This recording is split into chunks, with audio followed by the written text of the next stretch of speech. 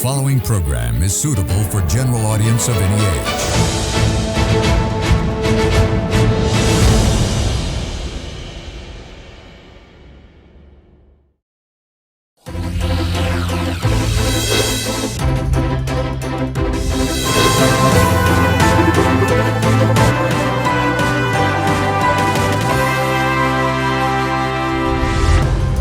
From education to community-led initiatives, many people are working towards bringing meaningful changes for the ones who are in need the most. On Business Best, we bring you conversations with people who create real impact. Joining with us today is WINDHULA GAMMANPILA, the co-founder of Prometheus Lanka Foundation, which focuses on sustainable education for underprivileged students. She's also a multidisciplinary personality, an engineer by training, currently working in the legal field. And also, she's involved in quantum tunnel design, which supports the foundation's work. Hello and welcome to the show.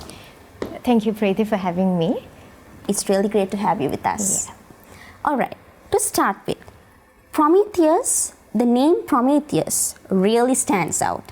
So why did you choose the name Prometheus for the foundation? Yeah, so considering the name Prometheus, I would go back to ancient mythology, so there's a bit of story. So when it comes to Prometheus, he was a titan who crafted humanity. So humans was his craft. So when it comes to Prometheus, Prometheus gave fire to the humans, because before having gotten fire, the humans were reliant on gods for survival. So after having fire, they started cooking, making their own tools, and then civilization began. So as a result, the humanity evolved. So Prometheus provided the tool that was fire. So we at Prometheus Lanka Foundation give education, seeing it as the tool for progress. So we believe in lifelong learning and provide support for those who actually need it. And then how did that idea then grow into Prometheus Lanka Foundation? How did it all begin? Yeah, so my co-founder and I, so it's just not me. I have my co-founder, GAMMANPILA. I think he has been in this program before. So my co-founder and I, during COVID, that means around 2020, were seeing this certain pattern. That was, so during COVID, it was mostly distant learning. It was introduced at that time, mostly. And then some of the people were predominantly benefiting from it, and then some of them were being left out of it at the initial stages. So when some of the students, actually I was an undergraduate, so some of the students are left behind. Some had the privilege of going to their potential and even more using the resources. So I was thinking, we both were thinking, so there's a disparity. There could be potentials who might be deprived of the resources and the guidance that does not lead them to achieve their purpose of life. So we were thinking, how can we support? Because myself and Adisha, we have gained exposure in various disciplines. So he is into tech. So we thought, why don't we combine and make a foundation where we can help others go to their goals. So we thought, no, we are not going to give them the resources directly, but we guide them. So through the mutual connections, we thought, yes, we can do something because there's a wide network. Although we are like the forefront, there's a lot of people behind us and around us. So through them, I was thinking, yeah, we have to take use of the resources that we have, so that make the lives of other people better, the deprived. So that is how the whole idea came. That's a really meaningful way for it to have evolved. And also, I'm keen to know about who does the foundation mainly focuses on, and what kind of programs do you run on the ground? Yeah, so when it comes to Prometheus, it's mainly students that we focus on. So as I told you, the enabling tool that we see is education and lifelong learning. It's just not a primary, secondary, or tertiary education, but then lifelong learning we try to embrace as a sustainable development goal also. So looking at in a systems thinking point of view, we do student empowerment by way of providing continued support. So I would emphasize on continued support, because at Prometheus we don't just give a support and take our hands away, because what makes us different is we believe that we can make an impact by sustaining it for a longer time. So we consider the depth than the breadth that we can go. So we have 3 main kinds of groundwork that we're engaged in.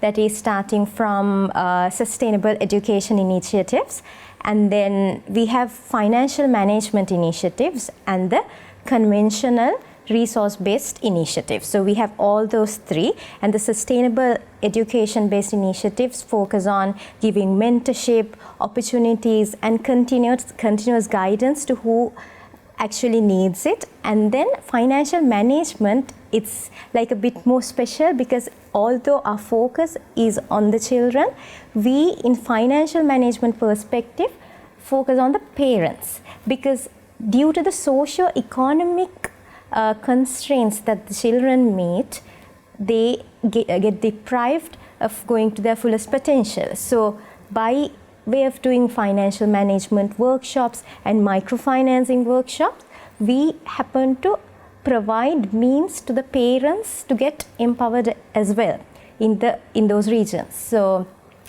that is the second part. And the conventional resource based, depending on the circumstances also we have. So it goes in three ways: resource based, sustainable, and the financial management. That's really inspiring. I would like to know roughly how many students or communities have you been able to reach so far? A number. All over Sri Lanka we've done certain projects, and student specific projects we have conducted for student specific over 25. That means we have chosen them, guided them, and now luckily they have become part of Prometheus Lanka Foundation after having empowered. So we started in 2020, so now they have reached a point where they can now come into Prometheus Lanka Foundation as mentors, as givers. So that is I would say the rough count of children, and the mass scale workshops, and then I believe we would have done over 30. Yeah, that's great. Well, that really shows the impact of the work that you all are doing. Okay. That's really great. I would like to move on to the next question. So I've heard that Prometheus is really youth driven. So how does the youth involvement influence in the foundation's day-to-day works? Yeah, so when it comes to calling it to be a youth-led organization, we believe in 3 key pillars. When it comes to the youth, it needs to be really relevant, right? So we make sure that it's relevant, and then so that in turn brings out timeliness. So relevant, then accountability, and trust. So those are the 3 key pillars that Prometheus Lanka Foundation has been built on. So since it's youth driven, we get the youth involvement so that we can change in this dynamic world, because the need that is there today might not be the need that is there tomorrow. Yeah. So since it's a youth driven organization, we make sure that we change and get their involvement to adapt to what the current youth needs, because the past youth might not be the same as the current youth. So we have to adapt to it. If not, we can't go forward in this world. It's hard. So we make sure that we get their insights and craft it in a manner that is sustainable. So exactly. What you said was true. And I'm pretty sure that youth involvement brings a lot of enjoyment and a lot of purpose to the work, because they have a different mentality than our parents, than our grandparents. They are thinking different, and the impact they have towards a particular work is actually different. They have different perspectives. So I'm pretty sure it's fun to work with them. Of course. So what kind of feedbacks do you get from them personally? Yeah, so when we work with the youth, so they find it to be very enlightening, because helping one person to grow makes them get their eternal happiness. Because even for us, when we give something, when we help someone, that's what makes us happy. So when we involve the youth, because we are based on trust, right? So when they trust us and when they help us and when they actually see the results, they get overwhelmed. So that is the ultimate happiness that we can create at the end of the day, right? Having gone through a lot it's like a rat race. So having stopped in life for a while, looking behind and seeing whom you have helped, having seen what you have done to the community, having given a hand to another person. That's what matters. Yeah, so they really appreciate it, and they're like, a lot of volunteers are coming. We have never publicly invited anyone, but through relationships, through connections, a lot of volunteers are coming in. All right, so let's move on to the next set of questions after the break. Let's go in for a short commercial break. This is Business Best.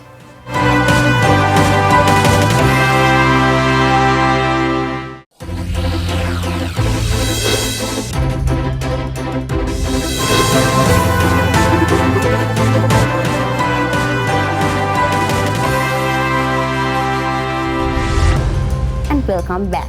This is Business Best, and we are in conversation with WINDHULA GAMMANPILA. So WINDHULA, looking ahead, what's one change that you hope that Prometheus Lanka Foundation will create in the coming years?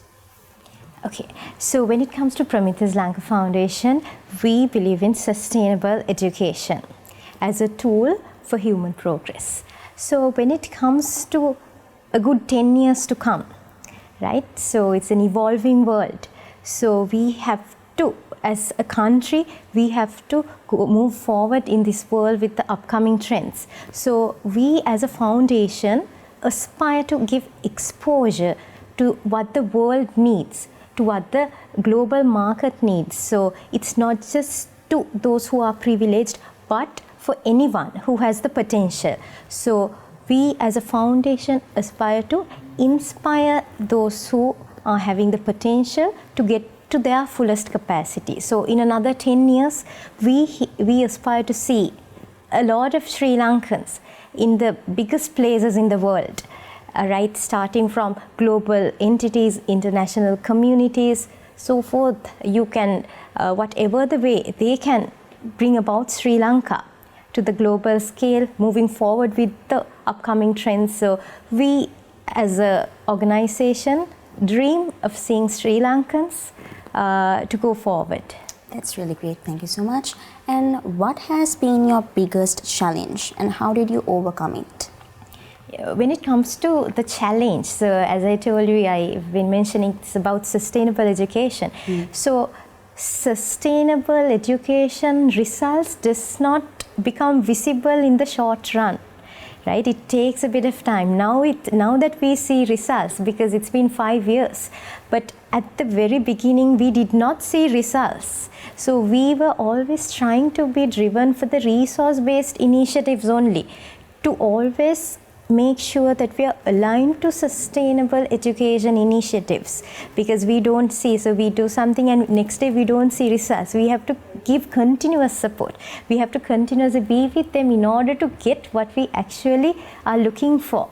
So that is one of the key challenges, to make sure that we do not dive into the resource-based initiatives only. So I think the biggest challenge that we have is that, and that's actually what makes us stand out and makes us special and drives us in the journey that we are going right now.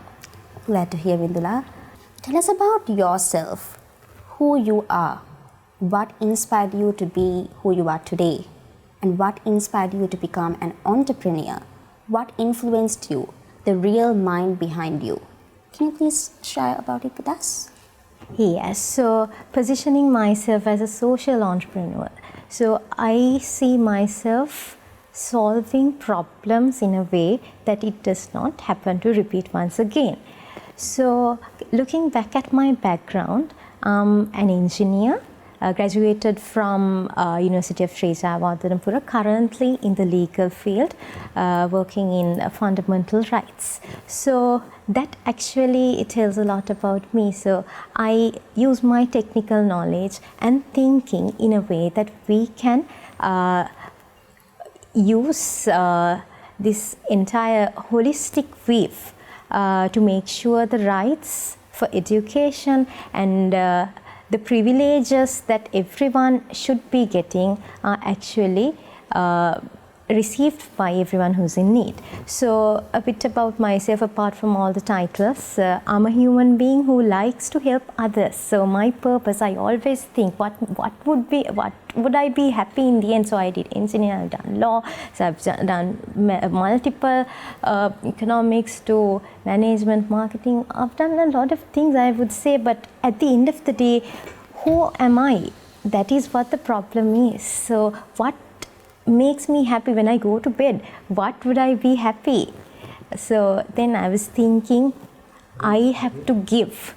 At the end of the day, when you give, that is what ultimately makes you happy. If we can make someone else's life better, even not, we don't have a very big organization, right? We don't have a lot of heads, but the impact that we can make, that is what crafts our own purpose. That's what drives us there.